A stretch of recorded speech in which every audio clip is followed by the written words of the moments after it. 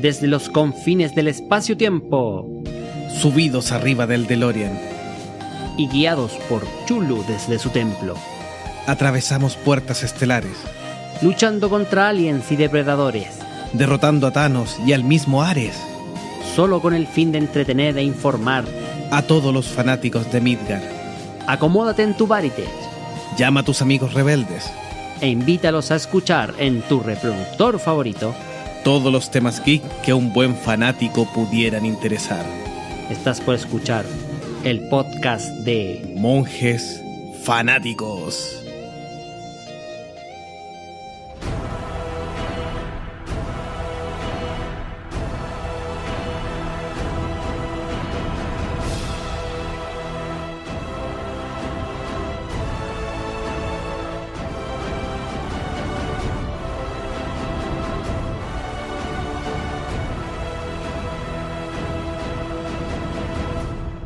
Bienvenidos a un nuevo episodio de Monjes Fanáticos. Esta vez vamos a hacer un gran resumen de lo que es la saga del MCU Endgame.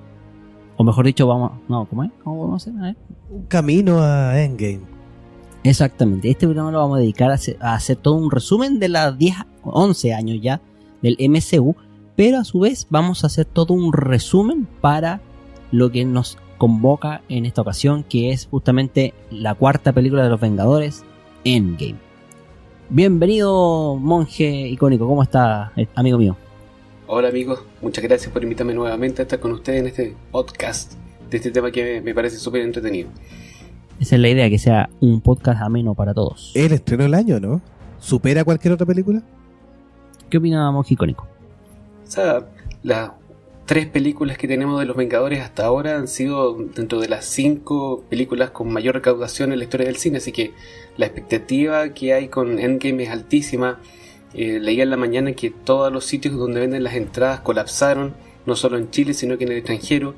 Está todo el mundo pendiente, hay una especie de paranoia por los spoilers, todo el mundo quiere saber cómo termina la historia. O sea, yo diría que sí, de Lagún, la expectativa es muy alta. Sí, empezó la preventa en varios países de Latinoamérica y efectivamente se colapsaron y agotaron muchas funciones ya, en solo un día.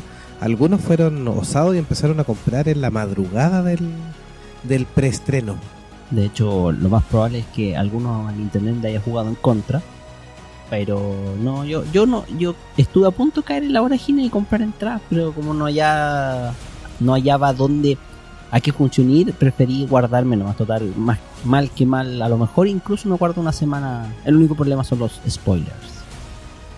Hay que irse a habitar alguna isla del sur solitaria, no sé, sin chicos. internet, sin red.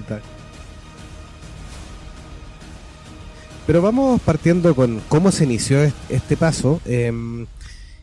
Películas de superhéroes tuvimos muchas a lo largo de la historia, y de Marvel también, en lo cual Marvel vendió algunos derechos de algunas, lo que le pasó la cuenta cuando quiso armar su gran universo cinematográfico. Y de héroes más conocidos, por ejemplo, Spider-Man lo maneja principalmente Sony, Hulk lo tenía Universal, todo lo que era X-Men, Cuatro Fantásticos, lo tenía Fox. Ahora sabemos que todo es de el maquiavélico Disney, que tiene todo de vuelta, o prácticamente todo de vuelta, o negociado. Pero la gran película fue iniciar con un héroe famoso, pero no de primera línea a lo mejor para algunos, que era Iron Man. Y fue la primera película del 2008, dirigida por Jon Favreau, donde se seleccionó un reparto bien interesante, partiendo por el protagonista Robert Downey Jr. y el mismo director Jon Favreau se autoasignó un personaje ahí que ha sido famoso. Y Gwyneth Paltrow también dentro del reparto. ¿Qué pueden comentar de esta primera película? Bueno, esta película marcó un hito en la historia del cine de superhéroes, porque si bien antes teníamos muchas películas que son súper buenas de superhéroes, ninguna sentó las bases de un universo compartido tan exitoso como fue el caso de Iron Man. O sea, recordemos que Iron Man es la primera película donde aparece Nick Fury, Samuel L. Jackson, aparece Shield, aparece todos los personajes que nos hemos acostumbrado a ver en múltiples películas durante estos 11 años. Y no solo eso, sino que empieza la fórmula Marvel, estas películas de superhéroes que son entretenidas, bien hechitas, pero no muy experimentales, que con harto humor, bastante familiares, y es una fórmula que se ha repetido una y otra vez y todas las veces ha sido con mucho éxito. Claro, por 11 años se ha repetido esta fórmula. Claro, y eso hace que esta película Iron Man sea un gran hito. Aparte que es súper buena, no sé si ustedes la han vuelto a ver en este último tiempo, en realidad es una película que después de 11 años sigue siendo muy divertida. Jon Favreau es un director que hoy en día está muy famoso, lo pusieron a producir la serie nueva de Star Wars, The Mandalorian, pero en esa época no tenía grandes méritos, tenía creo que una película conocida antes que es Satura, pero después de esto se disparó, dirigió la segunda de Iron Man, ha dirigido un montón de otras películas y está muy, muy conocido. Sí, de hecho es una película que marca el inicio de la era de los superhéroes, más allá de no ser la primera película de superhéroes como tal. De hecho, algunos hablan de las primeras X-Men de Fox, pero hay que recordar que hubo una especie de superhéroe llamado Blade, que salió un poco antes de los X-Men incluso. Entonces, del MCU, dices tú. Claro, antes del MCU prácticamente. Ahora, el MCU fue el que catapultó finalmente todo, aunque muchos le atribuyen a Bryan Singer con sus X-Men que los superhéroes empezaron a tomar fama. Ahora, ¿para qué estamos con cosas? Yo creo que la clave del éxito, además de lo que dijeron ustedes de una buena película y que fuera redondita, divertida, no muy pesada tampoco como película de origen de superhéroes, es el carisma de Robert Downey Jr. en el personaje de Tony Stark. Eso se lo roba totalmente porque es una increíble cómo es que el personaje le queda al actor como anillo al dedo. No sé qué opina Jovito al respecto.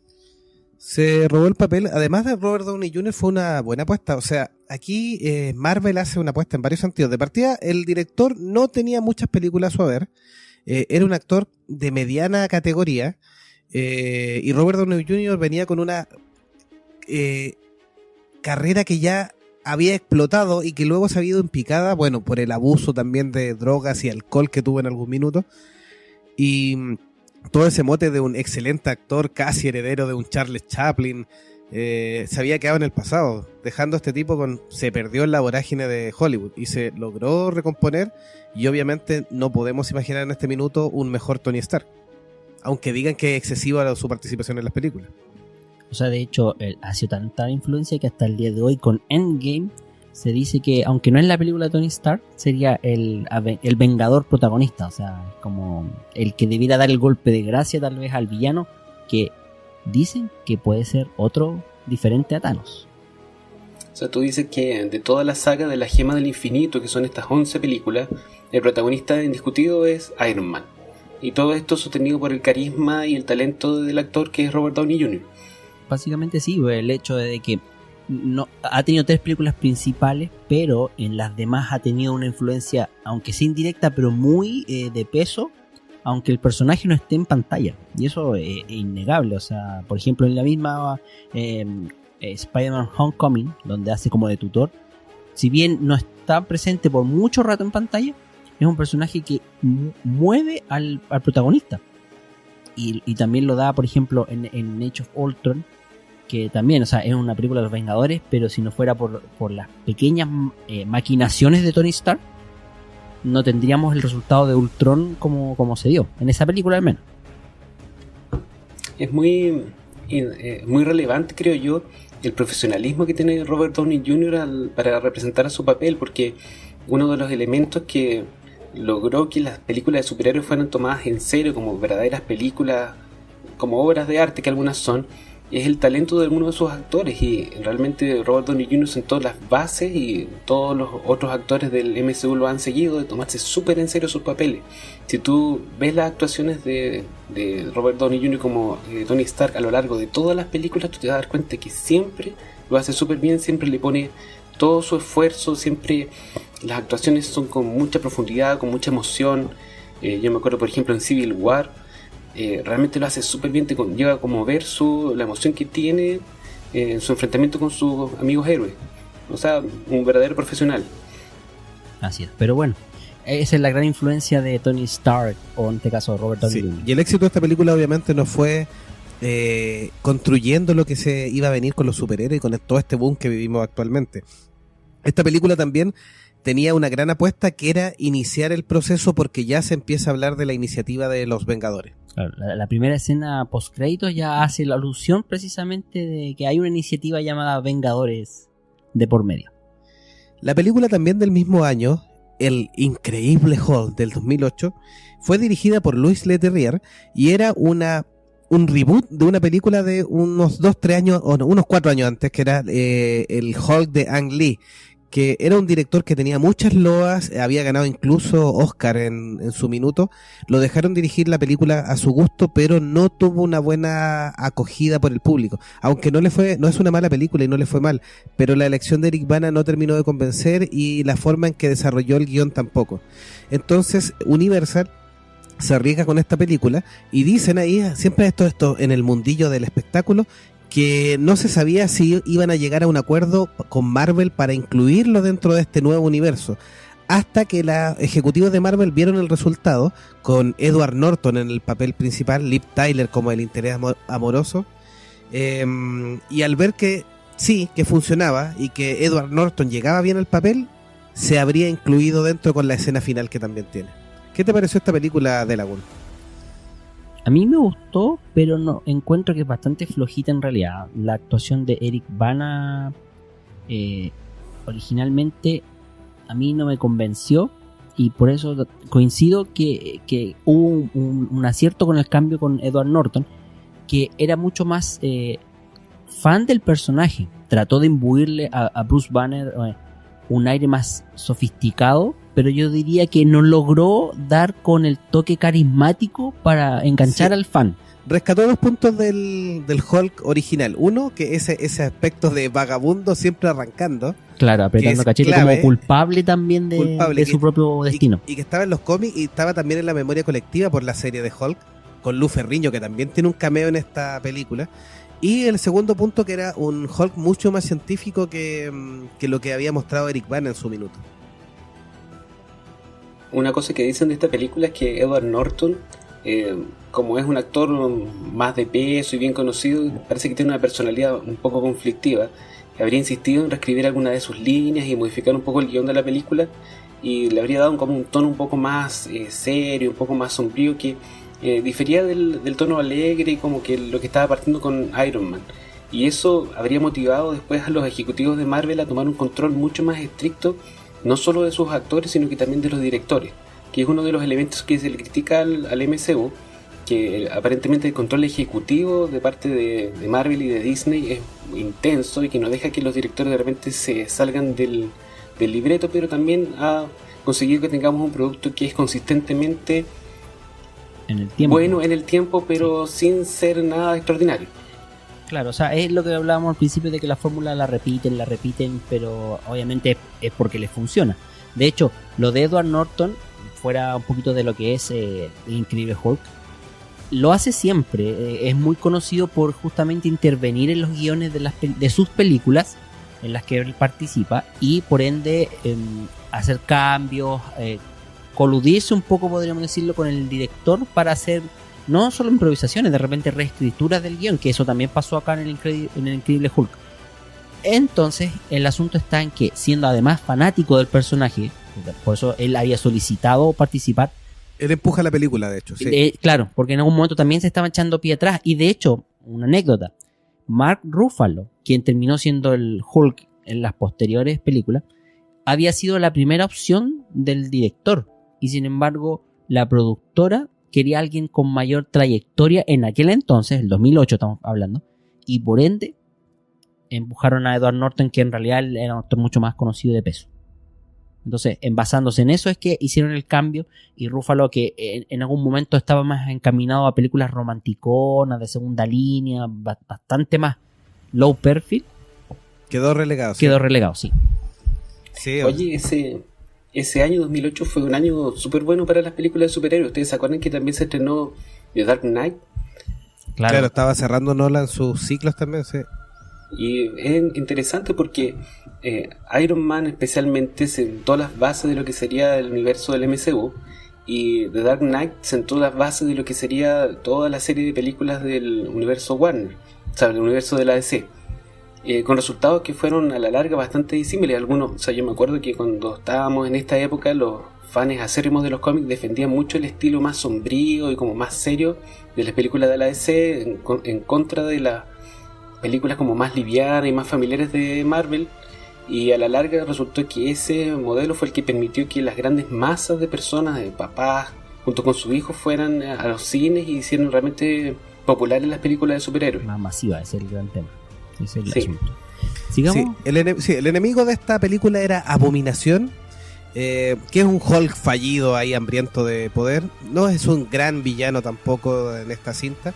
Y termina la escena post créditos con apareciendo Nick Fury con el general Thunderbolt Ross, que está relacionado con el proyecto Hulk, contándole de esta iniciativa y de este grupo de Chill. Y que a la postre resultaría ser rescatado dentro de los personajes que finalmente igual se volvieron canónicos Sí, está en dentro esta del película. MCU y estuvo a punto de salir en Infinity War. Claro. Pero lo incluyeron en Civil War Claro. como parte de la iniciativa de los acuerdos de Sokovia y este registro de Sí, fue superhumanos. fundamental ahí, sí. Y luego el año 2010, el MCU lanza su segundo batatazo con Iron Man 2, que para algunos es superior a la primera, en historia y en cómo lleva la historia. Vuelve a dirigir Jon Favreau con Robert Downey Jr. y aparece también algunas cosas importantes. Hay un cambio en War Machine, en el personaje, en el actor que interpreta a War Machine. Aparece también Scarlett Johansson Claro, con su papel Terrence Howard es reemplazado por Don Cheadle, Chidley. claro, que a la postre es el que se queda como con el personaje. Y esto habla un poco mal de Terrence porque él despotricó mucho, alegó de que las grabaciones habían sido muy aburridas, de que no tenía mucho sentido trabajar en superhéroes, pero eso lo hizo a posterior de que haya sido reemplazado en el papel. Entonces eso también genera una polémica y una especie de veto dentro de Sí. Marvel. Sí. Hubo una entrevista reciente donde le vuelven a preguntar por el tema, porque obviamente tiene que estar súper arrepentido, y él dice que le habían ofrecido primero un contrato por 3 películas, sin saber si le iba a ir bien o no, y cuando ya empezaron a hacerlo, digamos, la preproducción de la segunda película, le dijeron ya, te contratamos de nuevo, pero tu sueldo va a ser 1/8 de lo que te habíamos prometido. Bueno, eso es lo que dice él. Entonces, obviamente se habría negado, le pidió, según él, ayuda a Robert Downey Jr. para que lo apoyara y se supone que no lo apoyó. Bueno, esos son cagüines del espectáculo que no podemos opinar mucho más. Claro, de hecho muchos dicen que esa fue la excusa, como una especie de lavado de imagen luego de que él mismo alegara contra Marvel que la película era mala, que lo habían menospreciado. Sí, bueno, y aparece Black Widow también, y el villano es Iván Banco, latigazo, interpretado por Mickey Rourke. Para algunos tampoco es un gran villano, siento que igual Mickey Rourke es un actor de harto peso, pero ahí se mueve entre bueno y malo, digamos, la forma en que se va tomando este personaje. ¿A usted le gustó Oye, más que la 1? A mí no. No, yo prefiero la 1. Me encontré desenfocada, el primer acto es lento, cuesta que agarre ritmo. Quizá le falta como un poco más de afinarla como la primera.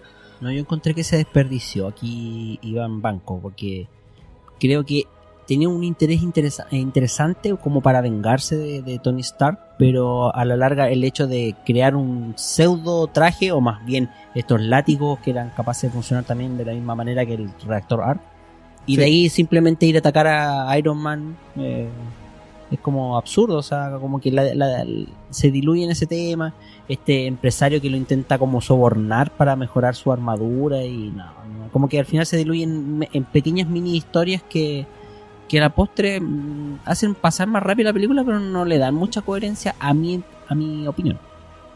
Más encima como que trata de abordar el arco de la historia del alcoholismo de Tony Stark, sí, pero como que lo hace a medias, como que no se matricula bien, y al final como que la cosa queda aguada. Sí, eso como comentario es que Disney no quiso que se abordara mucho en el personaje, o sea, que se identificara el personaje de Tony Stark precisamente con el alcoholismo, por 2 razones. Una, por el tema family friendly de la película, y 2, por el tema del alcoholismo que había tenido el actor, que tampoco querían como, entre comillas, seguir asociando, claro, reflotar el tema con el actor y el personaje. En el año 2011, el MCU toma un nuevo personaje, que era uno de sus personajes famosos, pero que en la fecha, digamos, no era un Spider-Man o un Hulk que estaba en primera línea. Y es el personaje de Thor. Y la elección del director, porque pasan varias alternativas entre medio, termina siendo elegido el británico Kenneth Branagh, que tiene una particularidad de que él principalmente está más relacionado con dirección de películas más cercanas a Shakespeare. De hecho, un gran exponente de tanto en actuación como en dirección de películas de Shakespeare. Sí, de hecho, Thor fue presentado precisamente en Iron Man 2, en la escena post-crédito, donde el agente Coulson, otro personaje también ahí que hace pequeños cameos en distintas películas, por lo menos de la fase 1. Es fundamental la fase 1, sí. Claro. Él le informa a Nick Fury de que encuentran el martillo de Odín, el Mjolnir. El Mjolnir. Así, en un sector ahí escondido. Y eso es lo que precisamente hace como la presentación a este personaje de Thor y va cada vez ensamblando, como dice el logo de los Avengers. Así que es una pequeña introducción para esta película del año 2011. Me acuerdo cuando salió, se alabó mucho la dirección de Kenneth Branagh por esto que decía Jovito, que le da como un peso dramatúrgico a una historia que es como que podría haber sido sacada de una novela de Shakespeare. O sea, la lucha de los hermanos, la lucha por el poder. Más encima, esto sirvió para abrir el MCU a todo lo que es la parte cósmica, porque ya por primera vez salimos de la Tierra hacia otros mundos. Claro, habían otro reino y con el Bifrost se podían transportar también entre estos distintos mundos. Claro, y tenía una perfecta conexión con el tema de los dioses nórdicos que existían aquí en la Tierra, en algunas comunidades, civilizaciones que los adoraban. Los nórdicos. Claro. Así que también hay una buena conexión como para meterlos a un poquito de ficción, realidad por ahí, por decir la mezcla. Sí, la elección de actores fue bien interesante. Se partió con Chris Hemsworth, que su principal característica es tener un parecido físico con el Thor ideal que tenemos de Thor de los cómics. De los cómics, exactamente. Tom Hiddleston, quien primero audicionó para el papel de Thor, terminó siendo Loki. Y también este actor inglés también. Y a la larga yo creo que fue el más beneficiado con la elección, porque es el que quedó mejor en la rutina. En esta primera película representaba al rival a vencer también ahí entre las tretas que va haciendo este dios de la mentira. Con una Natalie Portman que estuvo muy brillante en esta película, pero que sabemos que ya la perdimos en el MCU, muy enojada también, con una tal... o por ocasión de una tal Patty Jenkins que terminó en el DCU. Así que eso se lo contaremos en Thor 2 cuando lleguemos a esa parte. Claro, pero ya en esa primera película ella da sus primeros quejas de que no quería continuar. Y René Russo y Anthony Hopkins como los actores de peso que encarnan al papá y a la mamá de Thor. Odín, obviamente, Anthony Hopkins. Oye, se puede, de repente, no sé qué opinan ustedes, pero Tom Hiddleston como Loki es probablemente uno de los mejores villanos que tiene el MCU. Y yo había escuchado que se tenía planeado que apareciera en una o dos películas, pero realmente lo hizo tan bien y fue tan popular que ha aparecido en muchas películas hasta ahora último, hasta Infinity War. Claro, de hecho el trasfondo de Loki era el que, como decías tú, no iba a pasar de, creo que la Thor 2, era como a donde iba a cortarse la historia de Loki, pero el actor, la gracia, el carisma que tuvo, el haber hecho buena pareja con Chris Hemsworth al final, sí, claro. Que al final, dentro de sus limitaciones actorales, logra un buen Thor. Sí, cuadra con el papel, sí, tampoco tiene que ser algo tan histriónico, como dicen ustedes, como Hamlet. O sea, las expectativas probablemente eran súper bajas y han demostrado película tras película que están súper bien escogidos para sus papeles y son de los más populares. O sea, si tú le preguntas, por ejemplo, a mi esposa, ella ama a Loki. Ah, no, está bien. Yo creo que muchas chicas aman a Loki y las otras a Thor. A Thor. Así que bueno. Sigamos con el resto de las películas y ya nos falta por presentar a uno de los Vengadores, que sería en este caso el primer Vengador, Capitán América, estrenada el año 2011. Sí, dirige Joe Johnston, el de Jumanji, la original, por ejemplo, o Joe el Gorila, un director mucho más familiar, mucho más acorde a lo que busca Disney y lo que busca Marvel. Aquí se fueron un poco más a la segura y hicieron una buena mezcla con directores que ya tenían peso. Y la elección del actor también fue bastante bien evaluada.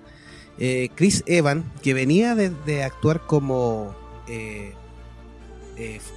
la antorcha humana de los Cuatro Fantásticos, que es una película que tuvo dos cintas, digamos, y toma el papel acá del Capitán América. Y con los personajes secundarios también bastante interesantes, incluyendo la aparición de Hugo Weaving, que es una de las personas que también perdimos del MCU, odió finalmente ser Cráneo Rojo, aunque Hugo Weaving siempre nos termina entregando buenos papeles. Y también la participación cortita de Tommy Lee Jones. Claro, que de hecho fue una sorpresa eso que apareciera en Infinity War entre medio, ¿eh? Ahora, no es Hugo Weaving como tal, pero el personaje de Red Skull es el mismo. Es el mismo, sí. Oye, te faltó decir que Joe Johnston dirigió en los años, no sé, si los 80 o los 90, una película que se llama The Rocketeer. No sé si se acuerdan. Sí, Era como de un superhéroe, de un gallo que se conseguía una mochila y un casco para volar Jetpack, y combatía a los nazis. Es como el prototipo de película de superhéroe, entre comillas, familiar, divertida. Es bastante bueno, yo me acuerdo de haberla visto cuando era niño. Es similar, si no me equivoco, hasta el Capitán Sky, el hombre del mañana. Tiene una estética muy parecida. Estéticamente al menos sí, es verdad. Así es. Bueno, y con la presentación obviamente de Steve Rogers se completa el grupo que originalmente para el MCU conformaría a los Vengadores, cuya película se estrena finalmente el 2012, dirigida por Joss Whedon, y que obviamente la protagonizan Robert Downey Jr., Chris Hemsworth, Mark Ruffalo, que se suma al staff acá finalmente como el Hulk, un personaje que habíamos esperado que tuviese su película antes de los Vengadores, pero que con esta bataola de derechos de distribución que tenía Universal, más allá de que Marvel podía hacer las películas, pero era Universal quien debía distribuirla y por ende llevar su tajadita de la torta, no quiso hacer películas de Hulk como tal, después del increíble Hulk, y terminó contratando a Mark Ruffalo para encarnar a Bruce Banner. Sí, ahí tenemos que recordar, Edward Norton alcanzó a unirse a las filmaciones de Avengers, eso es un hecho confirmado. Escenas, sí. Creo que incluso hubo algunos conflictos con el equipo, o sea, con Chris Evans, con Robert Downey Jr., incluso con Scarlett Johansson, porque además él paraba la escena y se iba a darle instrucciones al director.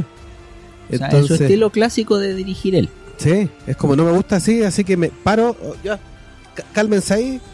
Ponte tú acá, tú allá. Ahí, asociéguense, como se dice en Chile.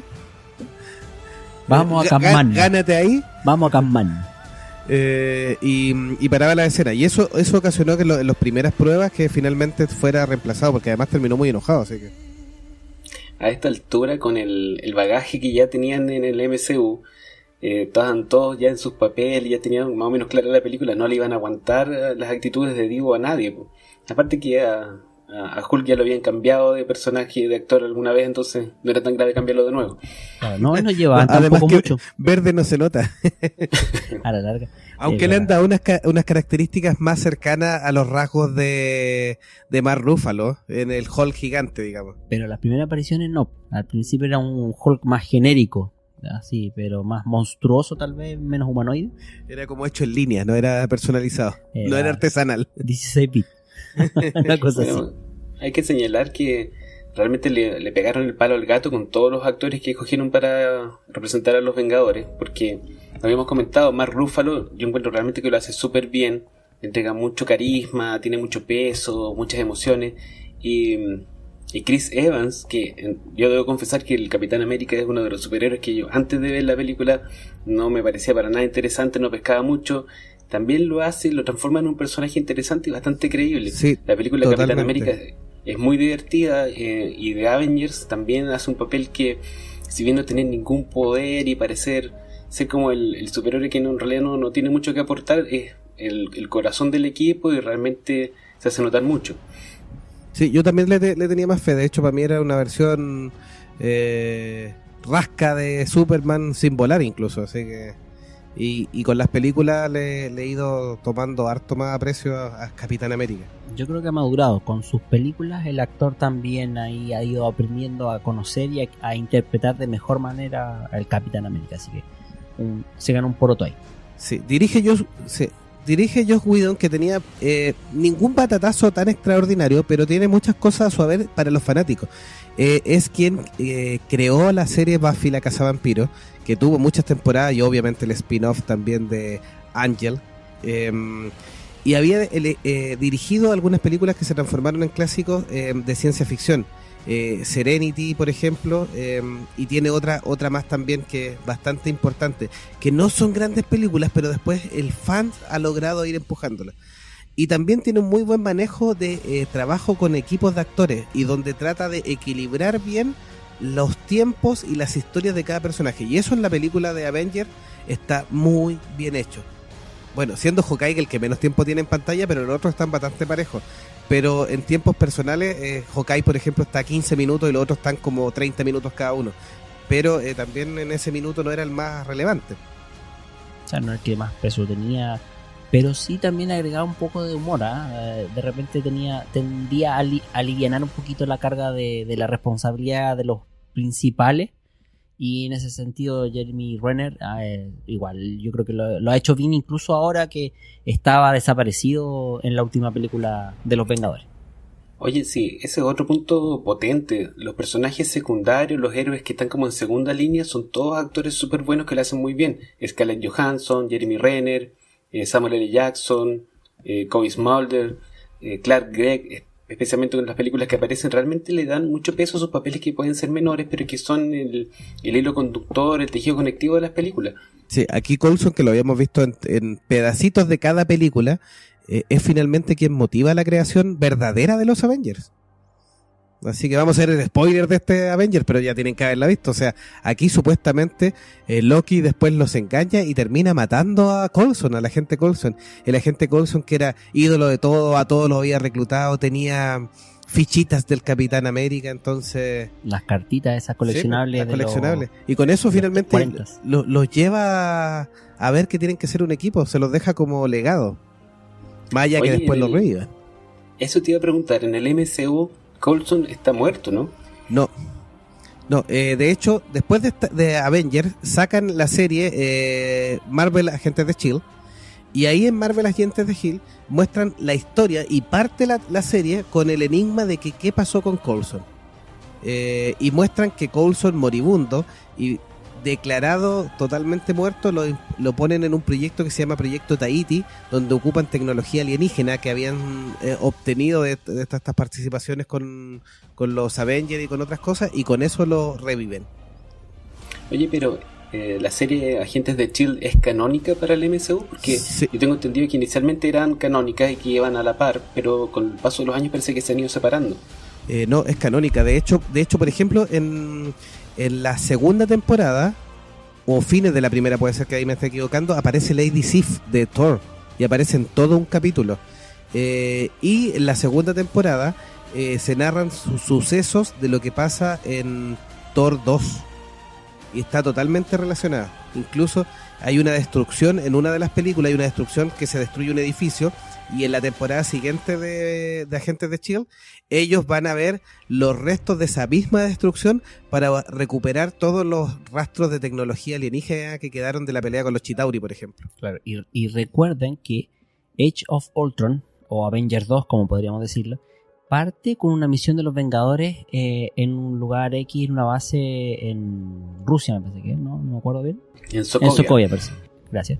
Y esa misión es, entre comillas, o sea, la antesala de esa misión la dan precisamente a los agentes de S.H.I.E.L.D.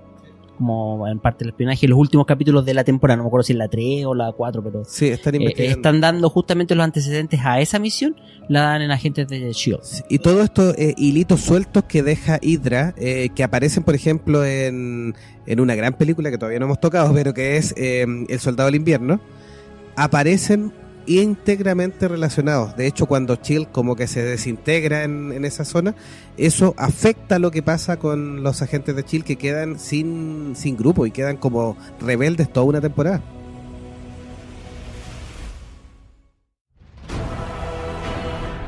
Aquí termina la primera parte de 4 del especial Camino a Endgame de Monjes Fanáticos. Recuerda que todos nuestros episodios los puedes encontrar en monjesfanáticos.com y agradecemos que te suscribas en tu aplicación favorita de podcast para recibir cada semana un nuevo contenido. ¡Hasta la próxima!